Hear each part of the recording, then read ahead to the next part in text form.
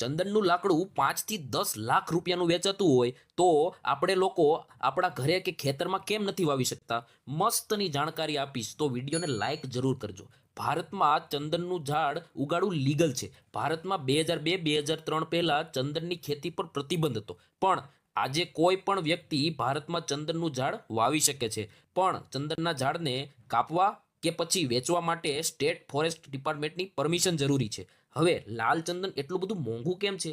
Social મીડિયાના જમાનામાં લોકો તેનો ચહેરો ખૂબસૂરત બનાવવા માંગે છે. તેવામાં ચંદનના લાકડાથી ઘણા બધા સ્કિન મેડિસિન બને છે. નોર્મલ ચંદનના ઝાડને પાકવા માટે 8 થી 10 વર્ષ લાગે છે, પણ લાલ ચંદનને પાકવા માટે 25 થી 30 વર્ષ લાગે છે. ભારતમાં અત્યારે આંધ્રપ્રદેશ અને તમિલનાડુમાં લાલ ચંદનની ખેતી થાય છે, કેમ કે લાલ ચંદનને ઉગાડવા માટે રેતીલી જમીનની જરૂર હોય છે. બાકી નોર્મલ ચંદનના ઝાડને ગમે ત્યાં ઉગાડી શકો અને તે પણ ઘણી સારી કિંમતમાં વેચાય છે.